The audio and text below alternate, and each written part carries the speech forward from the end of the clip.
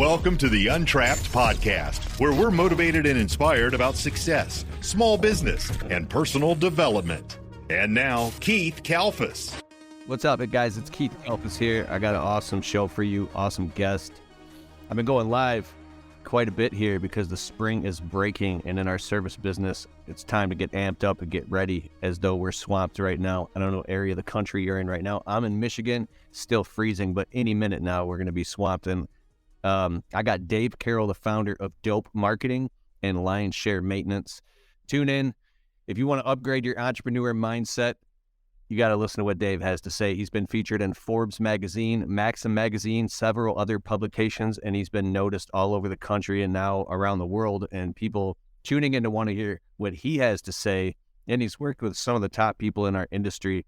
I'll skip that for now, and I want to say I met Dave in 2016 at the huge convention in Baltimore, Maryland, and he said a couple things to me that were epic. I got on the phone with him. We became friends since 2016, and I was frustrated in my landscaping and window cleaning business about growing and hiring employees and stuff like that. And he said one thing to me, one out of the two things. The first one that stuck with me, he's like, you know, back in 2016, when people, and before that, when people were talking about growing their business and all these online courses and live events, he goes, yeah, I went to all that shit. And I'm not saying anything about anybody else, but while everybody else just kept learning more about it, I actually went out and did the shit. I actually just did it. He's like, it's not rocket science. And then another thing he said to me, which was powerful, aside from, you know, him just taking the action and taking the risk, was he said, you know, Keith, what I've done, because you've built two multi-million-dollar businesses, you said thousands and thousands of people have done this before me. It's not like I'm the first person to invent the wheel, bro. Like, people have figured this shit out, and you're so passionate. And it's your passion that really shines through. You've been invited to speak on stages all over the place. And I've also been to your house in Minnesota with my wife and dogs, and met you and your family, and you're just really good people, man. And I love how you're helping a lot of people, dude. What's up, David Carroll? How you doing? Man, doing good. I've intro like that, dude. I don't even know where to start, Keith. You're gonna make me blush already on a Monday, man. I do remember when we met, and dude, it's crazy as we get older to think that like that was 2016, 7 years ago, and like how much just, you know, our peers, the different people have progressed, what people are working on. I always like to look at like, what is your individual definition of happiness? Because as we grow and evolve as business owners, as spouses, as friends, as parents, not anyone watching this, but for me, my definition of success has changed a little bit since the days that I met my friend Keith, and even before that. And so it's always humbling to, one, understand where you're at now and be thankful of that. Like the growth, where you're at. It always seems like you could be better, right? Well, what if it was just like it was 5 years ago? That would be pretty shitty.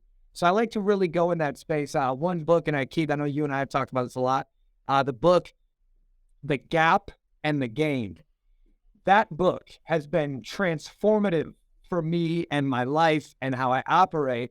And I won't say I'm the biggest like page-turning, book-burning reader in the world, but when I grab something that affects me, I really like to share and talk about it. So for those of you live replay watching this, you know, 7 years down the road, one quick thing, The Gap and the Gain is an amazing book. You can get the book or the audiobook you listen to by Dan Sullivan, who's the strategic coach. The Gap and the Gain. It's very, and for you, Gap and Gain, just to give a little bit of a reference point for anybody who's listening who doesn't know you yet. Dave Carroll, founder of Dope Marketing and Lion Share Maintenance. Lion Share Maintenance, talk about real quick, just succinctly, what is Lion Share Maintenance and what is Dope Marketing? How many employees work for both of your businesses, your companies total, so people have like a reference point of like kind of, you know, this is where you started and this is where you're at now? For sure. So like most of us with my cleaning company, my power washing window cleaning business, it's the first thing I ever started. I had no clue what I was doing. It took four of me and my knucklehead buddies to carry a 24-foot ladder out of Home Depot. For anyone who's lifted a ladder like that, you know that that's not a four-man job, but we had no clue what we were doing. Started that, it was 14 years ago now, which is crazy to think that. Lion Share now currently has, I believe, 22 employees, 22 to 30, depending on the time of the season. I have not set foot in the office of that building in 3 years. I've been phased out for about 6, but Lion Share started like anyone, right? Didn't really know what we were doing, technician mentality, getting into it. I'm washing windows, shaking hands, cleaning gutters, kissing babies, doing the whole thing. I knew very quickly that wasn't my passion. And so real quick, you built Lion Share Maintenance in Minnesota, your service business, to 22 to 30 employees, multiple crews, and you phased yourself out, which means you have not stepped foot in the business in 3 years. And you even told me on the phone once, you're like, bro, if I go in the business, I got to stay away because I'll start messing shit up. They're like, just get out of here, Dave. Like, you. For where I'm at right now, like there's a gun line in that, around that office, I'm not allowed to cross really. Like, so I don't know the names of our employees. I don't know who gets hired. I don't know what jobs go. I pay myself 6 figures a year from that business, and I am the definition of an absentee owner. I have no clue what's going on. God forbid something happened right now today, like someone got in an accident in a truck or so, I wouldn't know. Like they wouldn't tell me. I have no idea. See, the way you're talking about it, that's what I love about you, because when you talk, you're like, I got no clue, bro. No clue. No, like you get all, yeah. So, all right, now keep going about your journey. So what I learned with Lion Share is that like running a business is hard. We all have to find our superpowers. You know, we're all bad at a lot of stuff, right? I'm bad at 100 things. I'm good at like 3 different things. And so as you gain success, whatever your definition is, what I've found, what's gotten me to be able to level up, start other businesses, help more people, invest in my community and the people around me is removing myself from all that shit that I just blatantly suck at, which is systems, processes, day-to-day, bean counting. Like I'm a real visionary to a fault. And so when I saw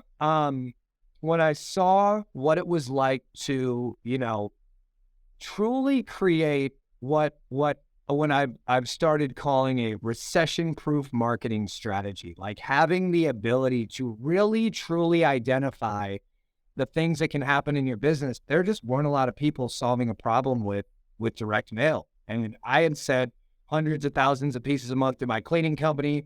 I also own a data business that I've had for 10 years, selling lists of like property managers, $1 million homeowners, new home buyers, all that stuff. So I kind of cut my teeth in the data space. So just to be clear real quick, to give a little perspective, in your service business, you have experimented with, spent, invested, wasted, learned, hundreds of thousands of dollars in marketing in your own business of direct mail and door hangers and flyers and actually in Facebook ads. And through that process of falling on your face, you have learned a ton about real fucking marketing.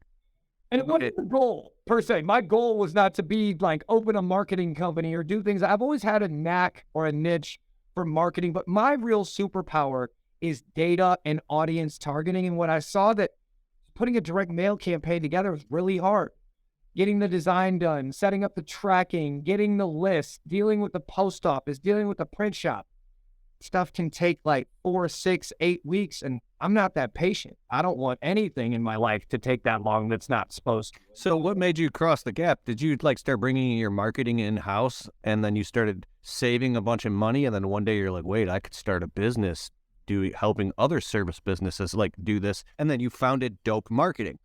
Is this? So it goes towards the path. My thing was, I saw that there weren't a lot of people paying attention to a big problem. And like most entrepreneurs or most business owners, when you can identify the pain, dude, those people don't have their lawn cut. They're not getting the system installed. They need help facilitating this transaction. What I saw was, I was born in 1985. And a lot of strategies with specifically traditional marketing have not evolved since 1985. And the print space specifically is full of a bunch of like 70-year-old fat dudes that suck at golf whose kids don't want to work for them. And like, I'm your nephew Dave. I love this shit. Like the idea of, look, when I started Dope Marketing, the idea was we were going to build a piece of software and we are going to send the work off to a printer and they were going to print it and send it out. It was all going to be beautiful. And wrong, that doesn't work. So fast forward 3 years, We just acquired our 22,000 square foot facility for our print shop where all of our employees for dope work, where we run the software out of, and we print everything we do in-house. And I won't say I'm not a control freak. I am with the right things. But with this specifically, what I saw, Keith, were printers are computers, and these things have manuals, and I can hire people that know how to read to run these things. So instead of having a direct mail software where we sent the work off to some other printer and they tried to figure it out, it's Apple over here, baby. End-to-end control of everything that we do, from design, automation, the list, the setup, the strategy, the tracking. We do it all here under one roof. So now under one roof, your business, so out of the service business completely. Totally.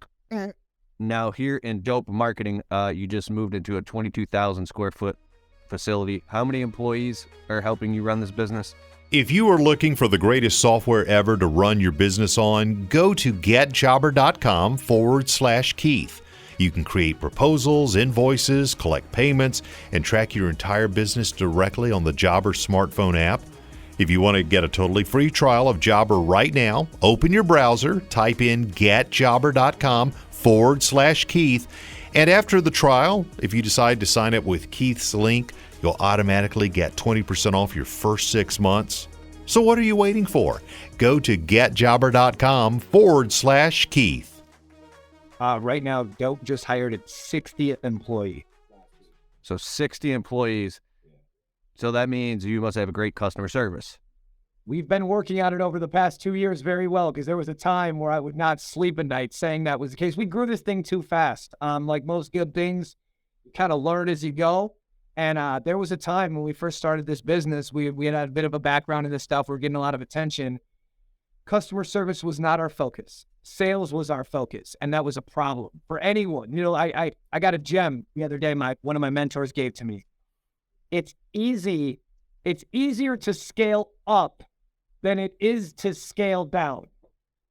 You can always go faster, but slowing something down and going slower. Think of like a lot of this, speaking this, think about gutter cleaning season, right? It ends. I'm in Minnesota. Like, it's going to freeze. It's going to be over. You can only get so much done in an amount of time. When you compare that to growing a business, it's like you might have a time in the year where you could literally buy all the trucks, hire all the people, do all the things, but that little window only lasts for an amount of time. So burn this in your brain. It is always easier to scale up and grow than it is to grow too fast and scale down. And I got a nick or two from that one.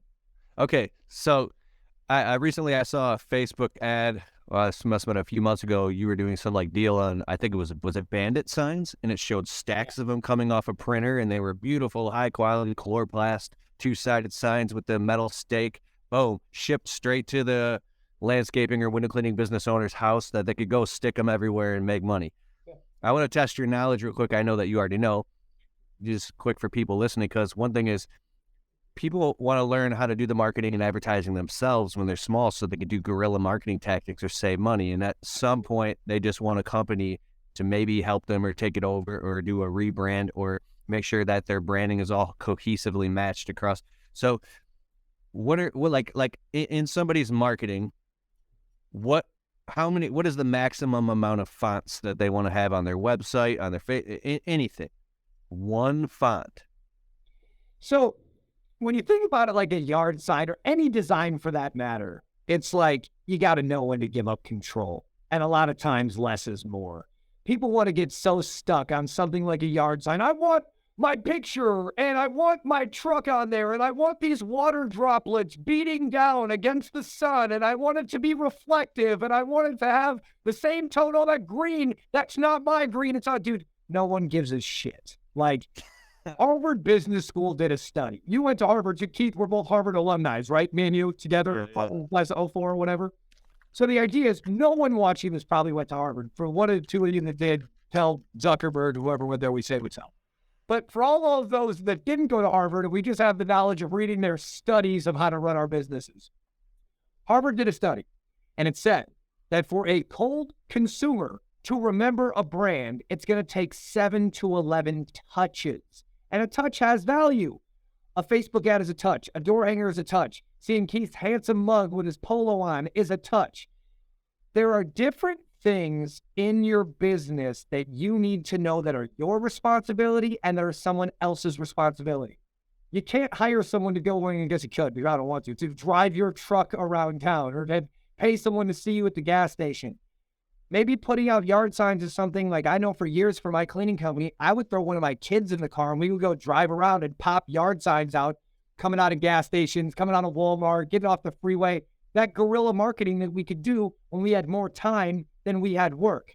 The biggest thing to remember as you grow and scale your business is your branding simply needs to be consistent. It doesn't need to be the best. It doesn't need to be the prettiest. It doesn't need to be the loudest. It just needs to create trust, because when you see something over and over and over and over, you start to trust it. So what if somebody says, like, man, I tried yard signs or I tried direct mail or flyers, it didn't work, but maybe they only put out like 16 yard signs one time, or they only put out 1,000 flyers once, and they're like, it didn't work. Can you speak to that? Success is in the cliches. So the things that you've heard your whole life, keep your circle tight. More money, more problems. Success doesn't happen overnight. Go look up a video for me for 2 years ago. I had 20 pounds more meat on my face from my unhealthy living behaviors of drinking and eating fast food and doing all this shit that I don't do anymore. Guess what happened? I lost 30 pounds and I'm in the best shape of my life. Guess how long that took? It wasn't as long as it takes to put out 16 yard signs or to do it. Like if you're married, if you have a significant other, how long did it take for you to develop the relationship with your wife or your husband? If you are an athlete, if you exercise, you do something. Again, I don't like doing the marketing guy thing where it's like, oh, you got to do all this shit a million times to get it to work and it's unaffordable and it'll never work for you because you're too small. It's not about that. What people need to realize right now is touching less people more. That's recession-proof marketing. Not doing this shotgun approach. I want to be all over the place all the time. Dude, you're not Home Depot. Get fucking real. Like, you're not going to be the biggest company in town. But if you took a strategy, and let's just say you had a list of all the jobs you did last year, and you found the neighborhood or the zip code where you did the most jobs, your data will tell a story. Your data will tell you that something in your marketing, something in your branding, something that you're doing is getting you more work in this area. You know what you should be focused on? The other people in that area, not how do I go to the other side of town? How do I go to this private gated community? How do I add this service that I don't do yet? How do I finance this piece of equipment to do some shit that I haven't done? If you simply look in your CRM. Wait, you said, how do I finance this new piece of equipment to do some shit that I haven't done? But Billy's doing it in Michigan and he's killing it. He said it on Facebook. It's fucking real. Like, wrong. Dude, look at the things that you can do in your business. So, Keith, I'm very familiar. We share audiences. Like, the people watching this live or the replay, you offer a service that you add shit to your business that you could do more of tomorrow. What I don't hear business owners is talking about, how do I do more of the boring shit that actually got me to where I'm at right now? Because that's the discipline. That's the success. One of my corny sayings, entrepreneur has 5 fingers on their hand for a reason. 4 things you should be doing all the time, and 1 thing that's replaceable that could easily become one of those 4 things. So if you're a lawn care company and you know that every time you put out 50 door hangers around a job, you get 3 leads. You know what you should be figuring out how to do? How to hire someone to put out the 50 fucking door hangers around every single job you do more regularly so you can consistently bringing 3 leads into your business, not trying some new thing, doing whatever. Look, back to the question where you asked, Dave, I've tried this, it didn't work. I did this, it didn't work. It didn't, dude, I tried to lose weight for 2 months. I ate fucking cake and didn't run. You know what happened? Didn't fucking work. But I woke up, you know, I did lose weight and get in shape. I woke up, I lifted weights, I got on the treadmill and I ate right. And guess what happened?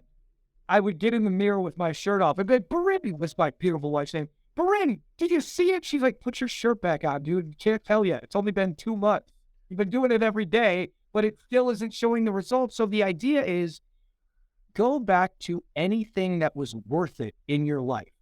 Did you try it once and do it your way, or did you do it the way the experts told you that would work? It probably took longer, probably would have exactly what you thought it would be. But think about that one thing in your life that you actually like stuck with and kept doing. That's the example you should be. Well, sometimes I'll do shit my way over and over and over until I hit rock bottom, and then I finally give up and take the advice of somebody who's actually done it in a way that worked. There's a word for that, Keith. Uh, It's called insanity. The definition of insanity is doing something the same way over and over and expecting a different result. Look, everyone watching this is probably a business owner or a manager and will be fine for the rest of their life. You can do exactly what you want to do for the rest of your life your way. And I have a guarantee for you. I guarantee you it will stay a very similar version of what it is right now. What I've found in my journey, and again, I like to talk about this a lot. I'm actually, depending on when, I know we're live, but whenever someone sees this, April 1st, I will be, I call it California sober. I'll be a year sober from alcohol. I still like to partake in some other activities, but California sober for a year. I have quit eating fast food. I quit smoking cigarettes. We don't go to anywhere where there's a drive-through for anything. And I do IVs, I do saunas, cold plunges, all this stuff, right? None of it happened overnight. But what I found is... Looking to maximize your production in the field? Ballard Products has over 300 products that can help you get the most out of your efforts every day. Ballard Products. Whether you are looking to get a better cut, keep your gear on your machine, keep your expensive equipment clean and safe, or just get the most out of your machines, Ballard has you covered. Ballard Products. Jump onto our easy-to-use updated website at ballard-inc.com to get your gear ordered today. Keep grinding. Stay safe. And have a great season. Ballard. Make sure to use the code Keith10 to save 10% on our full line of gear. That's Keith10. I was investing in a tool belt of doing difficult things. So when hard times came along, I used to reach down to that belt and be like, I got the Dave hammer and I know exactly how I'm going to do this shit. And I could probably tell you exactly how it's going to work. As I've added other tools and resources to my belt, I can now go reach down and grab a tool. Dude, it's Monday. I haven't had a shitty Monday so far today. You know what it didn't do? It didn't mess my day up. I didn't bite anyone's head off. I didn't be some irrational asshole that I have to go apologize to. Everyone knows my intentions are good, but I'm being a dick because I had a bad morning. No. You know, there are like 90 people in my life, outside of my friends and family, that depend on me during the day for their well-being. My next interaction will determine how the day goes for someone that depends on me.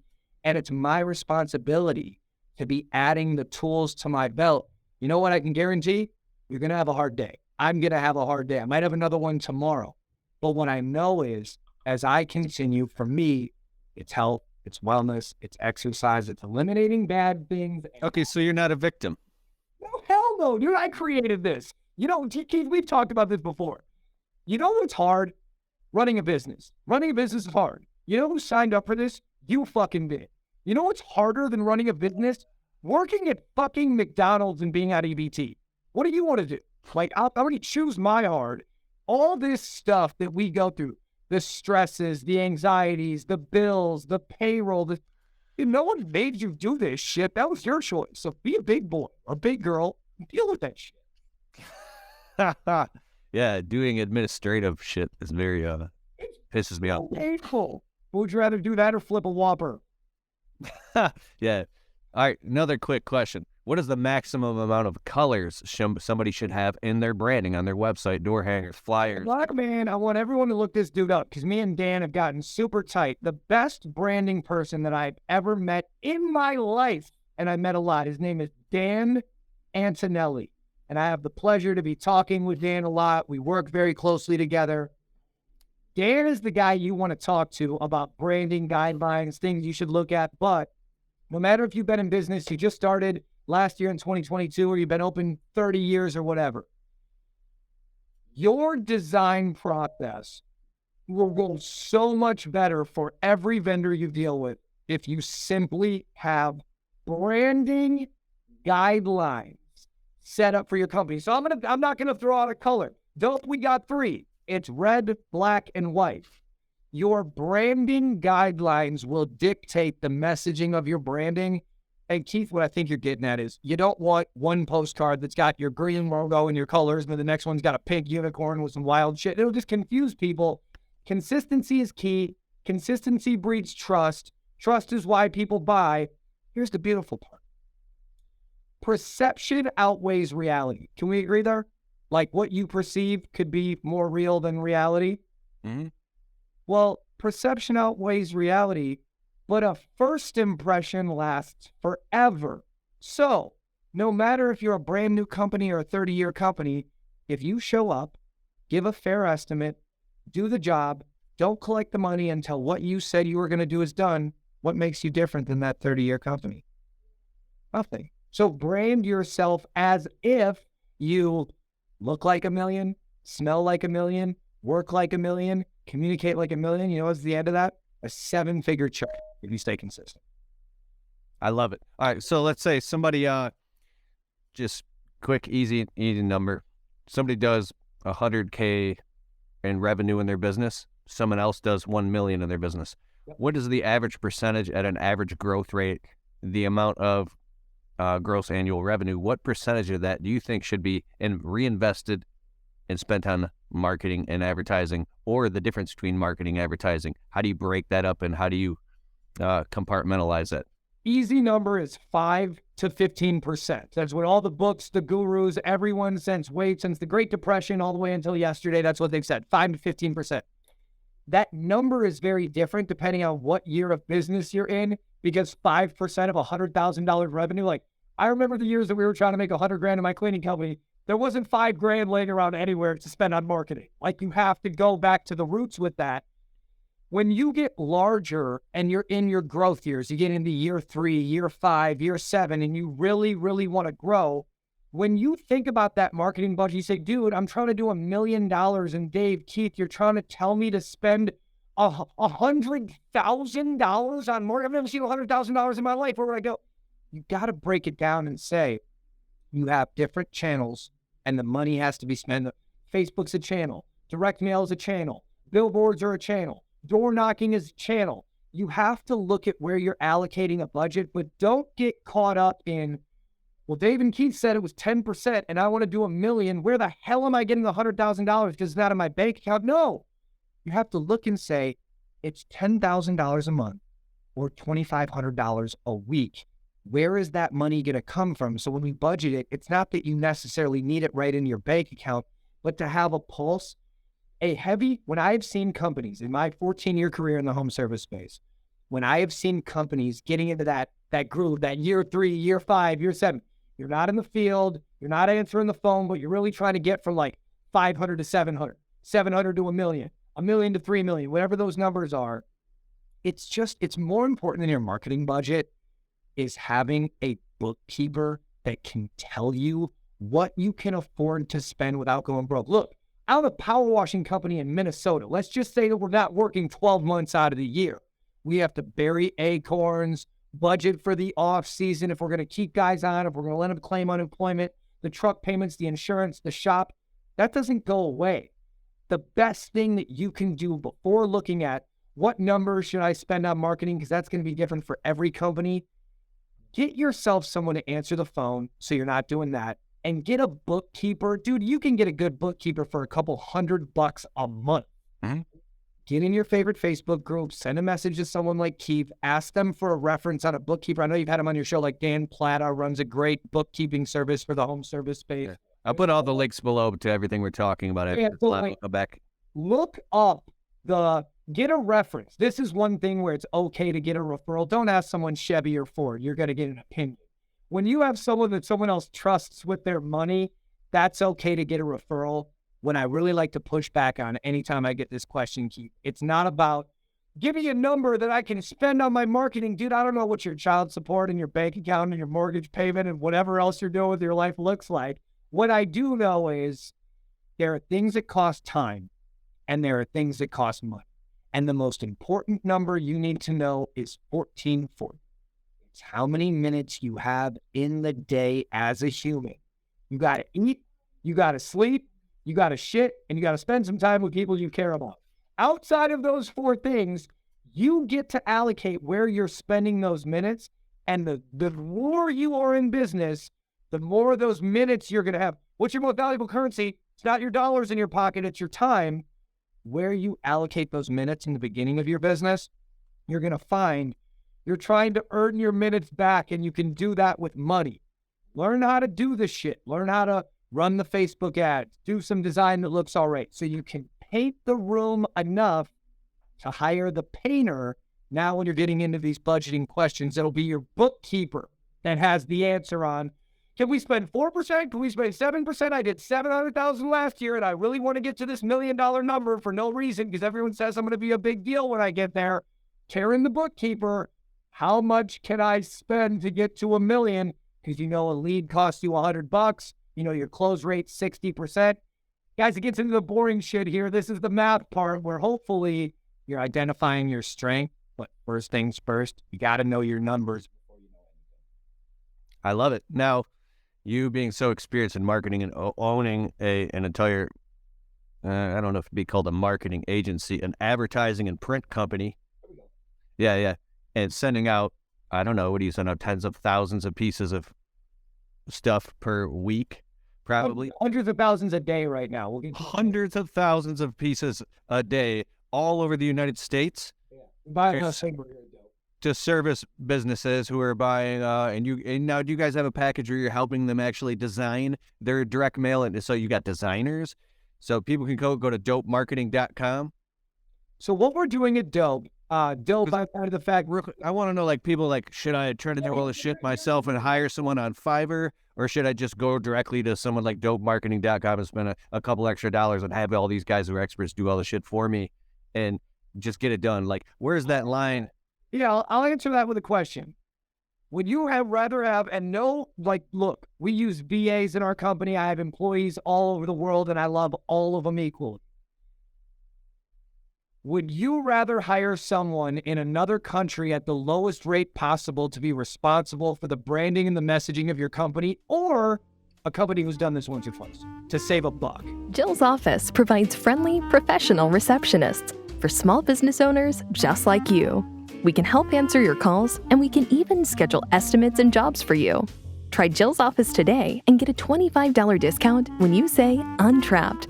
Just go to jillsoffice.com. Oh, I've been through that. I've been through a lot of virtual assistants, man, and takes a while to find some good ones. When it comes to design, I will say this. I can sleep well at night saying this. We have a design team of 12 people. We hire them for a reason, and it's because we don't want, like, look, I'm not designing your postcard. Let's put it that way. You want to find the experts. The way that you find an expert in your life, I got a gem for everybody watching.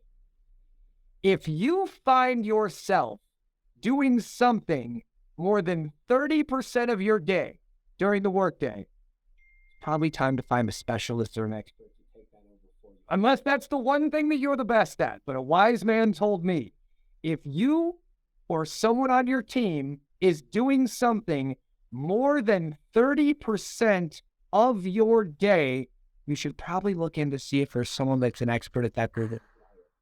Dude, in my businesses, I'm stuck in management mode. Purgatory. Success is layers of management. That's what it's defined as. So we all want to say, remove yourself, hire the other person, do this thing, whatever. When you define, or when you can really see that the thank you, Waylon, I appreciate it, man. The ideal is that when you see, like, you're phasing yourself out of things, right? I knew I had to phase myself out of my cleaning company because that wasn't my passion. I was not out to change the world by having the best power washing company in Minnesota or in the country. And I know people that is their mission, and they're doing a way better job of it than I ever could. What I've found is that you can't help anyone until you can help yourself. And you can't help yourself until you get self-aware enough with that person in the mirror to know, what are you truly good at? Like, what is the thing? Keep going. Give me 1 second. I don't normally do this, but I have to. Just give us. What is the thing that you bring to the table more than anyone else in your business? And how do you surround yourself with those specialists that can take those things off the plate for you? Because what I've found in my journey over the past 14 years of owning bought a couple businesses, sold a couple businesses, made some dough, lost some dough. The idea is like, when you can identify the problems you can solve more, how you can get out of the way, not out of only your own way, but out of your team's way so they can do their job. That's where the magic really happens. And so look, I put myself in the shoes of a guy who started a company with no money, having no clue what to do, scraping by to make the truck payment every month. Been there, I get it. The thing is, like, it's hard to realize or say, how the hell am I going to hire someone to run this company? Well, you're not. You're not going to do that this year. It goes in phases. First, you got to hire someone to answer the phone, because you can't answer the phone and be on a job site running a lawnmower at the same time. Then you have to find someone to do a job while you're doing a job, because you can't mow 2 lawns at once or install 2 retaining walls at once. It's not humanly possible to be in 2 physical places at the same time.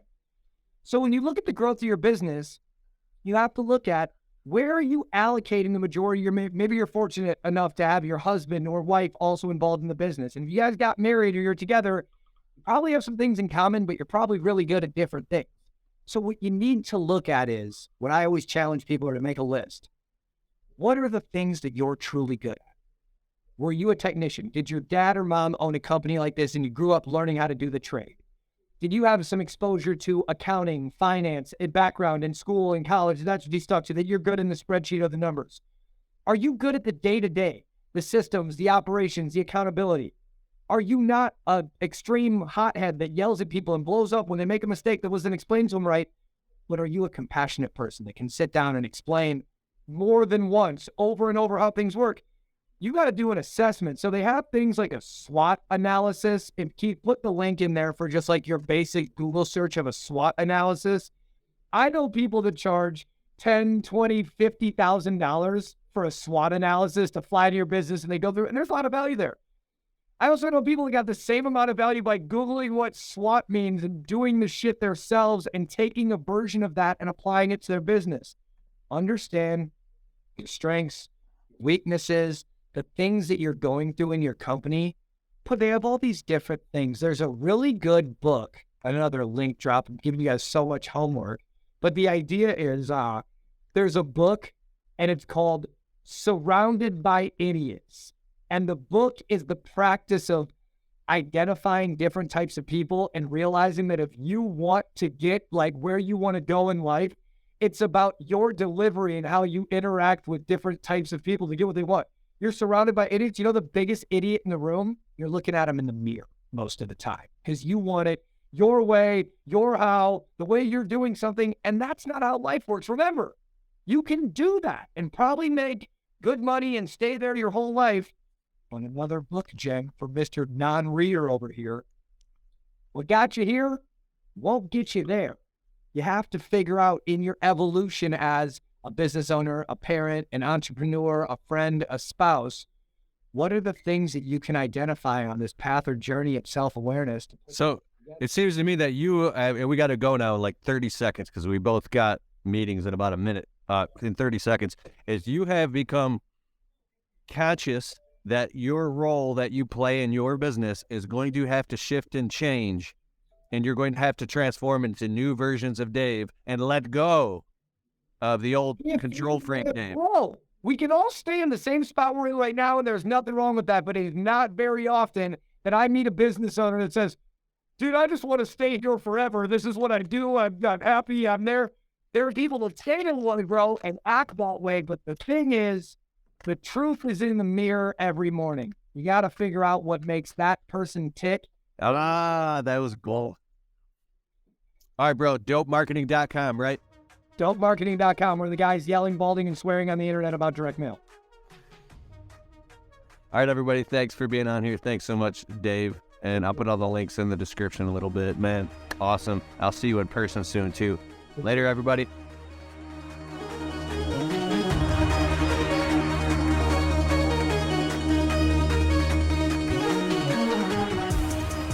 Hey, I hope you liked the show.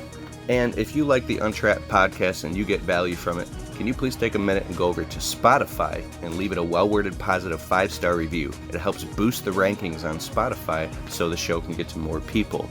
Therefore, these messages can get out to more people and inspire more people so they can go out and start their small businesses and crush it and get to the next level. It's a huge deal. All right, I'll see you in the next show.